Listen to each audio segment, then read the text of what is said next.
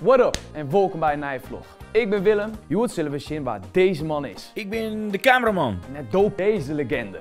Wist je wel dat hij de reden is dat Do en ik Fries mogen praten? Oké, maar waar je dit dan? Mag ik hem voorstellen? On the one and only Gisbert Japix. Waar is dat? Goeie vraag. Jim vreeg je waarschijnlijk al waar Gisbert Japix is. En om daar te komen, moeten we naar Bolsward.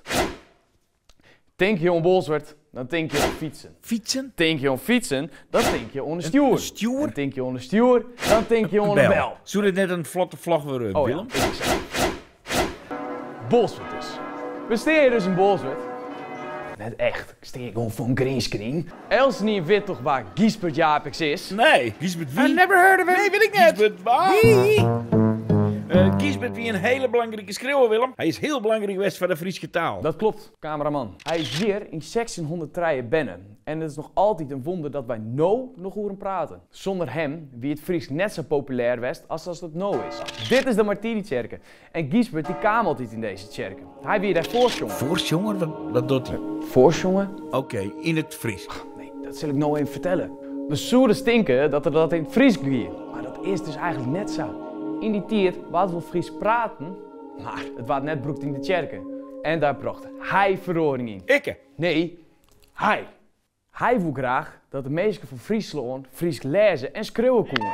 Ik zou graag willen dat we tonight Fries lezen en Fries schreeuwen. Alsjeblieft. Ja, dank u wel.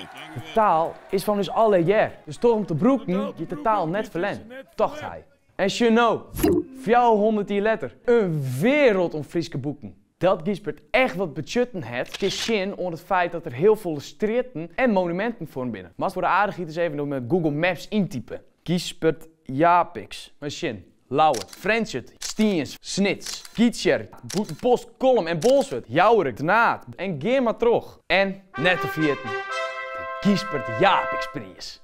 Meer daarover de volgende keer. Oh ja, wil je meer weten over het leven van Gisbert, dan moet je hem even deze video zien. Gisbert Japix werd binnen in 1603, midden in de 80-jarige oorlog. Ja, genau. De Nederlandse opstand. Ik wie Willem. Ho, Willem. Er is nog een hele vette rap, jongen. Mijn naam is Gisbert Japix, Boekaro wist het, ey. Neem mijn master, werken in Bolzert en ik weet massem, ey.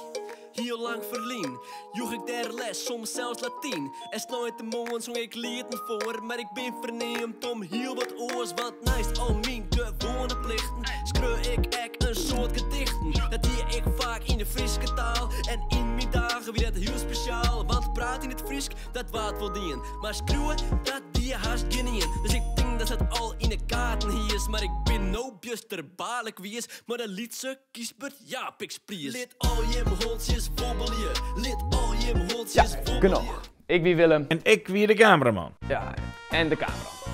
Nou, onder de volgende keer, hè. De heuk.